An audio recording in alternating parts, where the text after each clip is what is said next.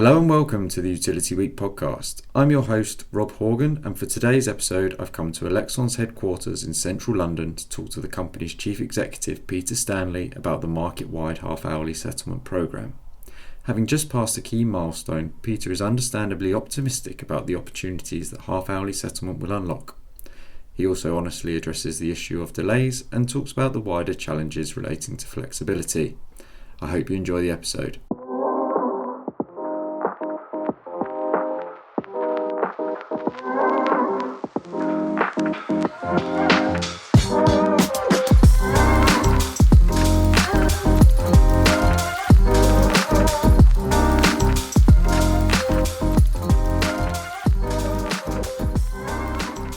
Hello Peter, welcome to the podcast. First of all, how are you? Busy few weeks, I would imagine. It's been an incredibly busy couple of weeks actually, as you know, with market-wide half-hourly going live at M10 only 2 weeks ago. Big couple of weeks. Yeah, I'm looking forward to digging into M10, as you say, milestone 10, and what that means for the overall programme and how we got to this point. But before we do that, can we maybe set the scene a little bit for our listeners in terms of what exactly Elexon's role is in relation to the programme? I think that seems a useful place to start. Sure. So, as you know, Elexon is an independent, neutral market facilitator of wholesale markets, balancing mechanism through something we call the Balancing and Settlement Code.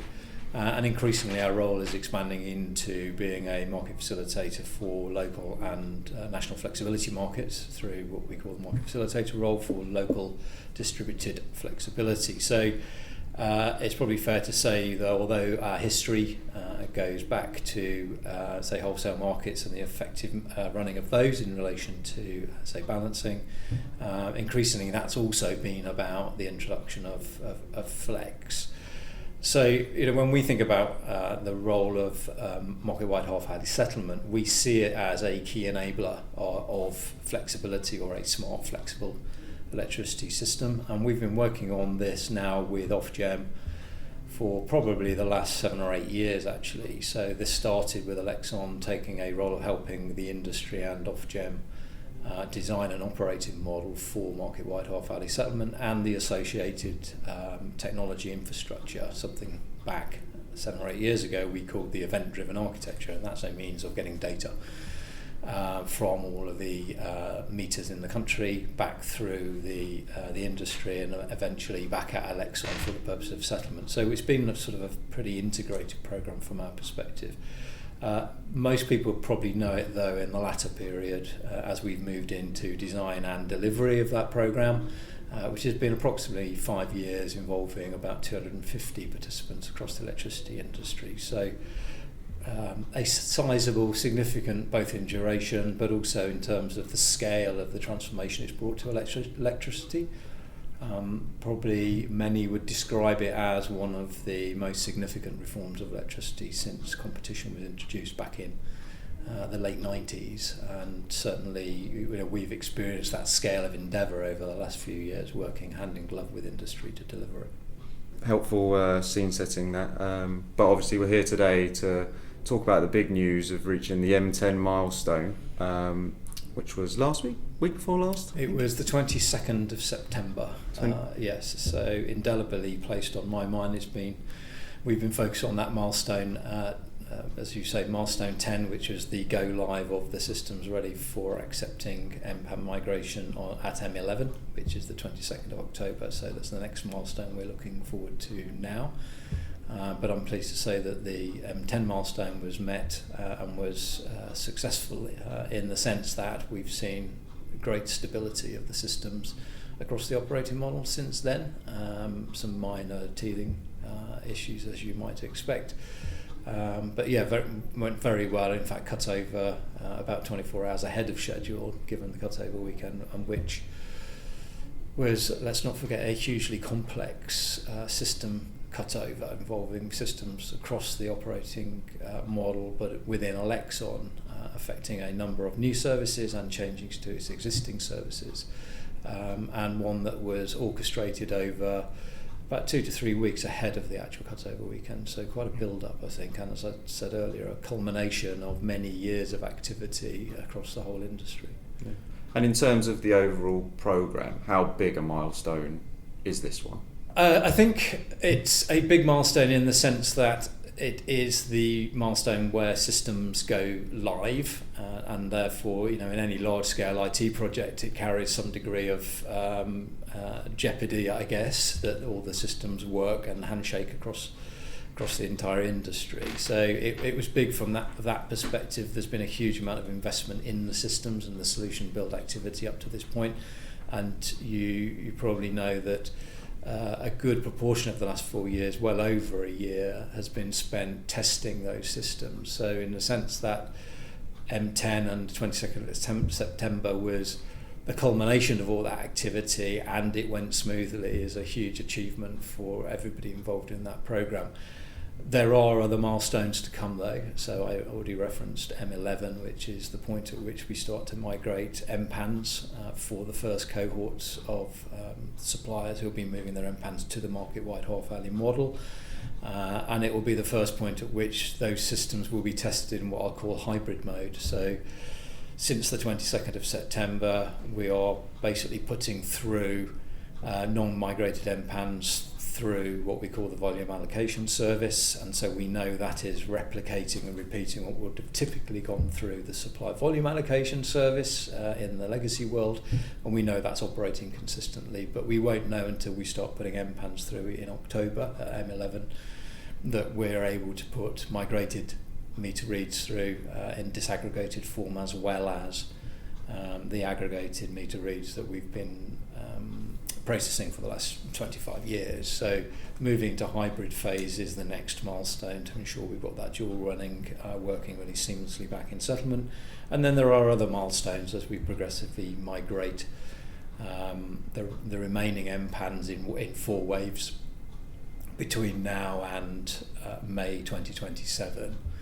I think the important thing to note is that through those waves of migration, we get to about 80% of the total amount of MPANs migrated by October 2026. So in the first full year, we'll see 80% of the market migrated into a market-wide world.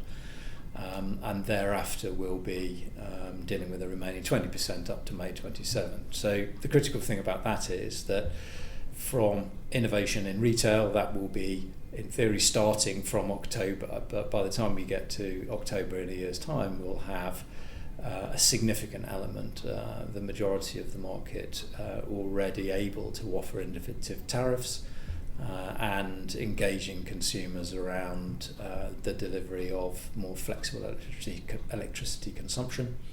And we see that key as enabling the ambition of CP 2030. So that has to happen quite quickly, and therefore we're really pleased that the migration profiles we've established with industry give us that early ability to start to see that innovation in retail, as I said. Yeah, I was going to ask about that later on, but we'll come to it now as you've touched on it now. Is that engagement from suppliers in the process? How excited are they about this? How big an opportunity do they see it? And how have they been working with you, I guess, up until this point? So it's actually been a key dynamic within the delivery of the programme. This has always been, and I think importantly, been an industry-led programme, and therefore having suppliers who are really keen to migrate to the market-wide half-hourly model and see some competitive advantage in moving quickly to the model as being part of the dynamic, or the key part of the dynamic, which has encouraged us to deliver this at the earliest possible date. We see the desire to move into this model from the 8 cohorts who, what we call the system integration test cohorts that prove the design of the systems within the half-hourly model, and they will be the first to migrate.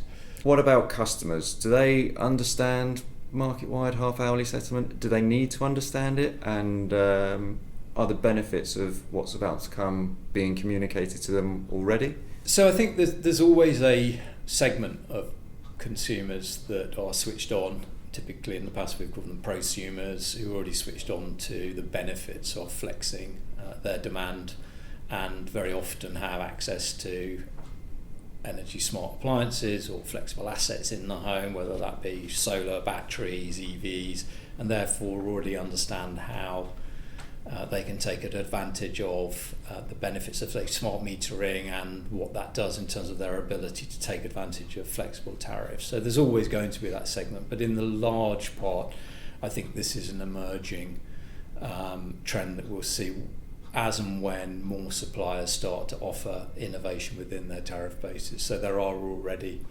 flexible tariffs out there, particularly targeted at EV owners, and typically what we've seen is consumers switching to those providers in order to take advantage of that where they have those assets, and I think that's inevitable. I think for the rest of the market, this will increase in their psyche. There will be suppliers that will be upping their own advertising campaigns and building support for these alternative tariffs in order that they also get to keep hold of their market share. So there will be quite a bit of competition, I think, emerging as a result of suppliers migrating and being in a position to offer these tariffs. So ultimately consumers will benefit. There probably will also need to be some other interventions around building greater trust in these new services, and for it to be a fair transition of the energy system, then I think we'll also need to be quite innovative in terms of how we can help the penetration of flexible assets for those least able to afford them. So it's not right necessarily that it's only when you can afford to buy an EV or afford to buy solar that you can then participate in flex in order to bring your bills down. But of course, if a proportion of the consumer base is operating flexibly, that in its own right does optimise things like network investment. It moves peaks, which means the overall marginal cost of electricity at wholesale level is going to come down, and everybody benefits from that. So I don't think there's a presumption that everybody needs to be acting flexibly or participating in flexibility markets in order for them to get the value. But at the moment, it does seem that there is a real opportunity for ways to engage the public, and not just in terms of how they think about taking more control for their energy bills, but also how they can also get access to the assets that will permit them or enable them to do that. Yeah. Do you think there's an opportunity there for suppliers, politicians, everybody to be engaging the public more about talking about their energy use? Yeah, I think you've hit the nail on the head. I think absolutely. I don't think it's the responsibility of any one part of the electricity system to build that trust and to also educate consumers around how they can optimise their own bills. I think we all have a responsibility for that. There is no doubt that there will be a role for government in that. There is a big role for energy suppliers who have currently the primary relationship to those consumers. And there will be new people entering the market who will also wish to engage with consumers directly around the products and that they're selling to them and the services they can offer. So typically, that could be load controllers, for instance, or manufacturers of EV chargers who may wish to engage directly and offer a service on top of that provided by the supplier.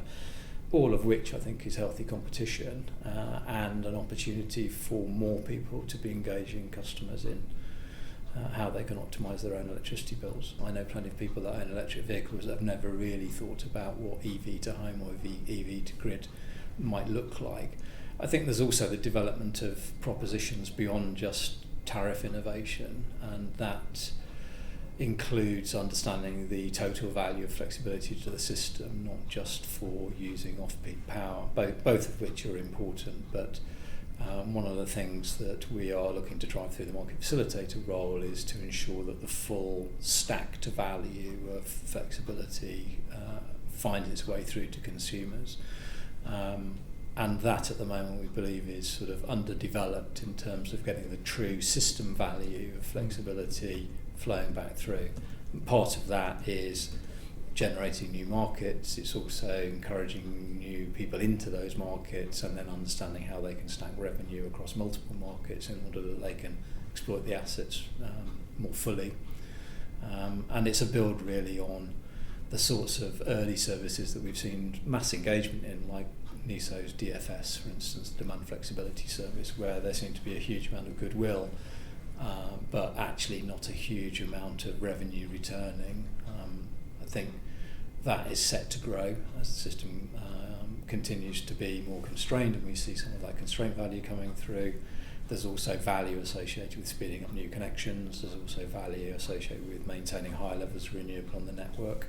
And of course, deferring or reducing the need for further network investment, which in itself should be valued and reflected through. So I think there's lots of opportunities for new revenue streams. My hope is that the consumer starts to feel that in their pocket fairly quickly, in order that can really change behaviours, in order that we end up with an overall smart, flexible but affordable energy system as a whole. Do you think that flexibility benefit is talked about enough? I feel like people talk about clean in relation to clean power 2030 is what I mean in particular. I feel like people talk about them as separate things almost, and I feel there's a disconnect between the 2030 target and the need for everybody to be able to participate. I wouldn't call it necessarily a disconnect, but I think clearly there is an order and a priority to the things that need to be true in order for CP30 to happen.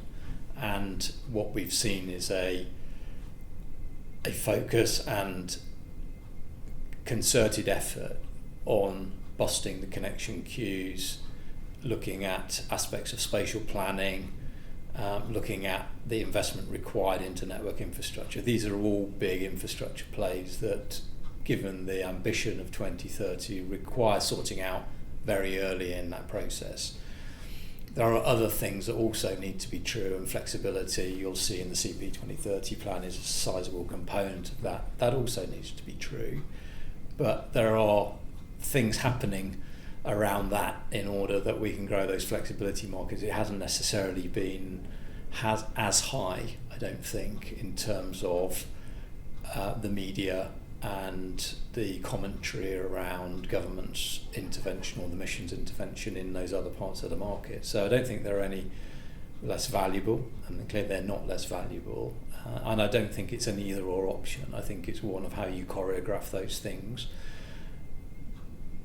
What we touched on earlier, which is consumer confidence and behavioural change, I think is not a quick win, and therefore we do need to start giving that attention to ensure that off the back of programmes like Market-Wide Half Hourly, that we start to increase the communications with consumers and increase the education in order that they can take control of their own electricity bills, and that in itself then has a direct influence over our ability to decarbonise the grid by 2030. So I think it's an and point, and one I think where you'll see increasing focus and increasing attention, I think, both in terms of communication campaigns but also coming out of government.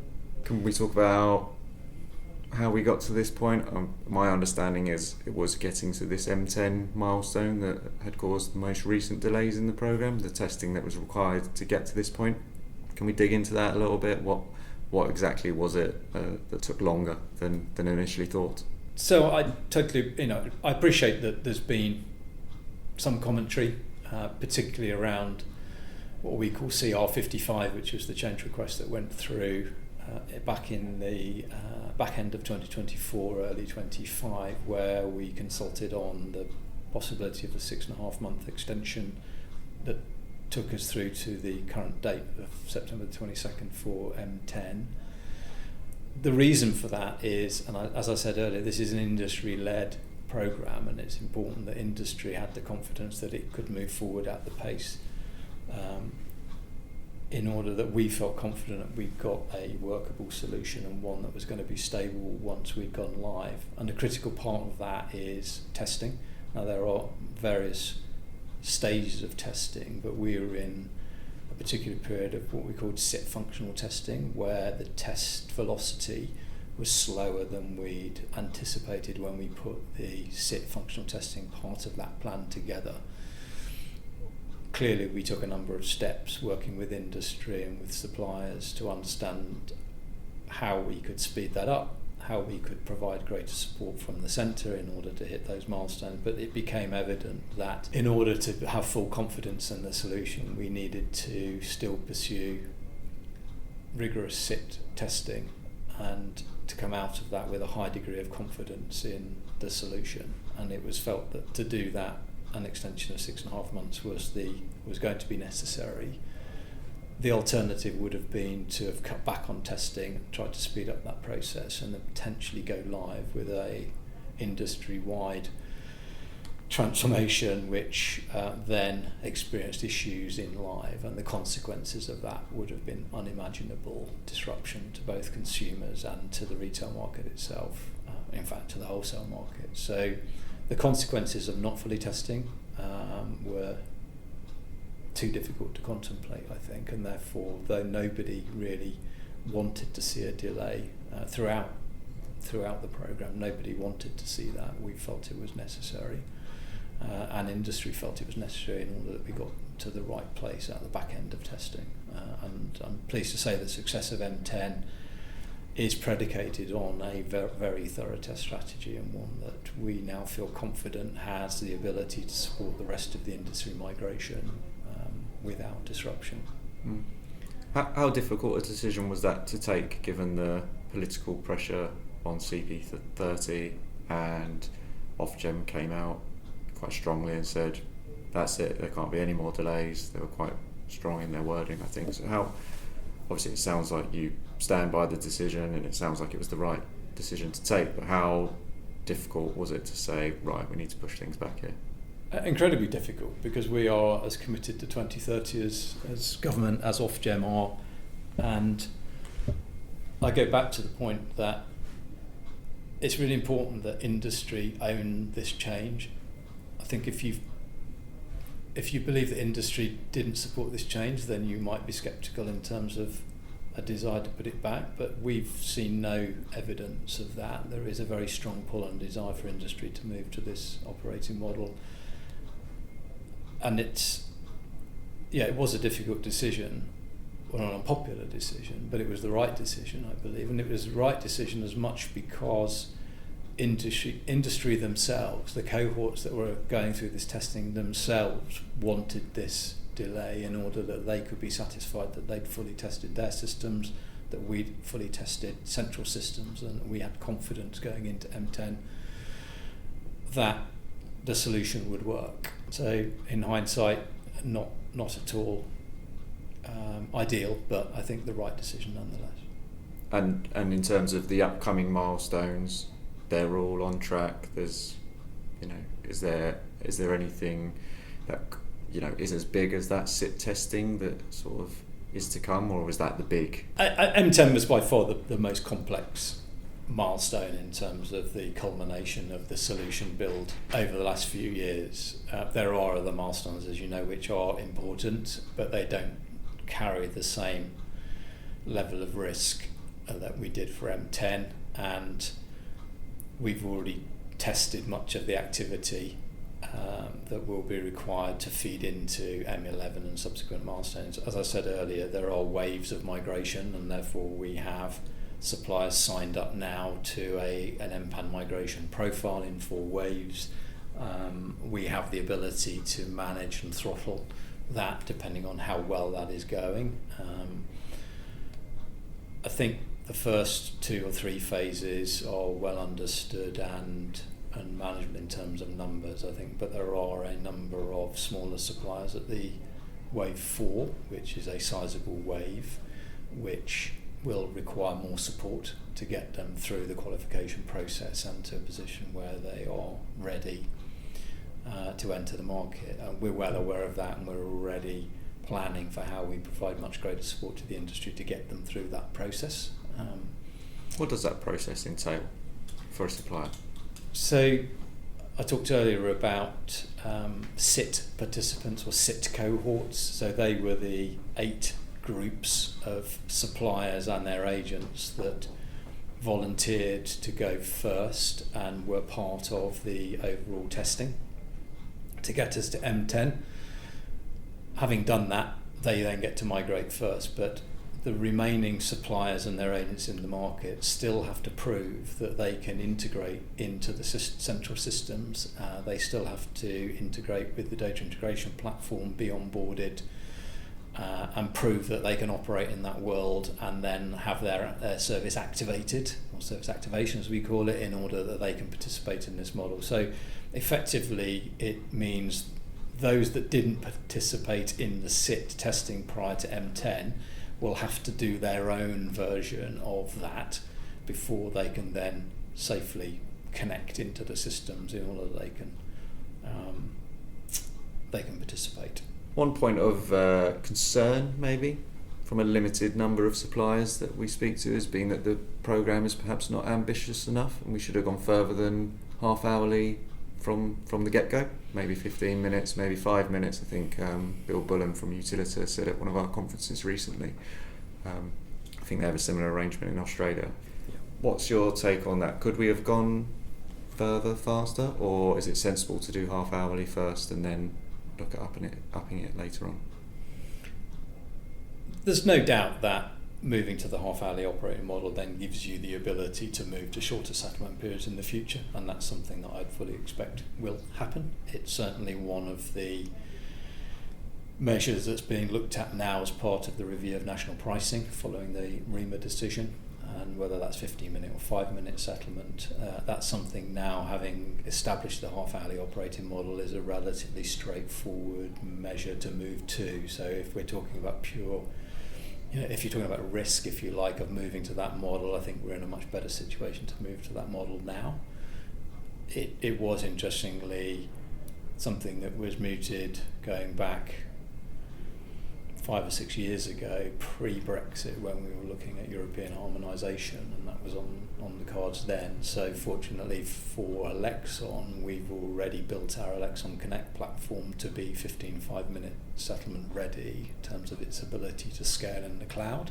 So it doesn't present Elexon with any issues of moving to that model, and I think the fact we now have the wider industry operating on a individual MPAN read basis means that we're in a much better place to move to there with less risk. I think had we moved or attempted to move to 15 or 5-minute settlement as part of the overall move to market wide, I think the risk would be that it would have pushed this back even further, and we wouldn't have been getting the benefits that we're getting from October this year actually, but which are necessary for CP30. So that would be my concern. Trying to move too ambitiously, too quickly could delay the whole thing.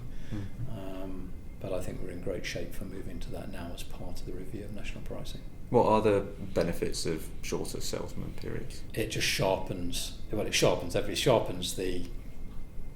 the market signals around flex, but it also encourages much greater understanding of forward purchasing of power and self-balancing within those shorter time periods. So I'd expect to see that initially happening at the trading level first, even if it doesn't come down to necessarily all retail billing happening at a 30-minute settlement. But clearly, if you're providing flex services on a sub-30-minute level, then you'd expect that to be reflected in the way that you're rewarded as a consumer. Interestingly, my understanding of the Australian market is that they still have half-hourly registered meters at the domestic level, even though they're trading sub-half-hourly, and then they're profiling back within the 30 minutes. So I think it's only now since 2021 that they've started to look at the rollout of more granular smart meters that are capable of registering at the meter the consumption sub 30 minutes.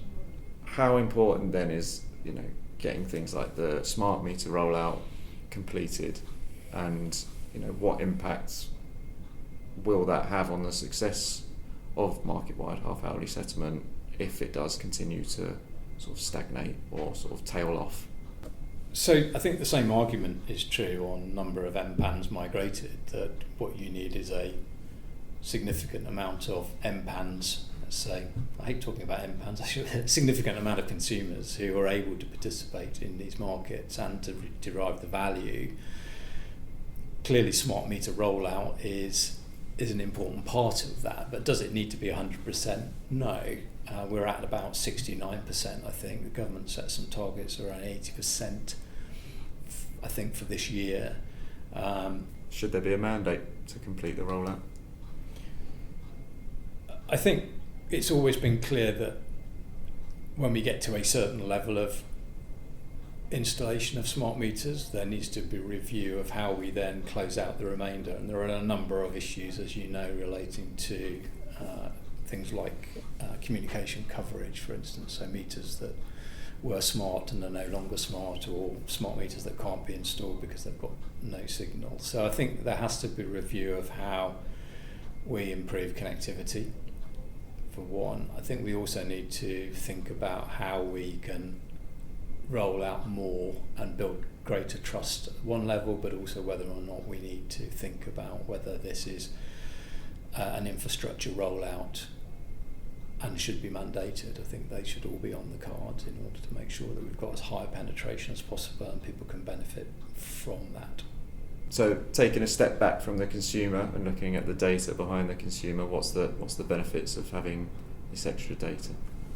We have to remember that moving to the half-hourly operating model from an Elexon perspective means we move from a world where we're calculating imbalance settlement from aggregated meter demand by supplier to one where we receive individual MPAN data for each consumer. That's 30 million meters across both I&C and also domestic markets, totaling for even at 30-minute settlement, 48 half-hourly settlement periods per day, which translates to 500 billion meter reads per annum that we're ingesting once we're migrated fully to the half-hourly world.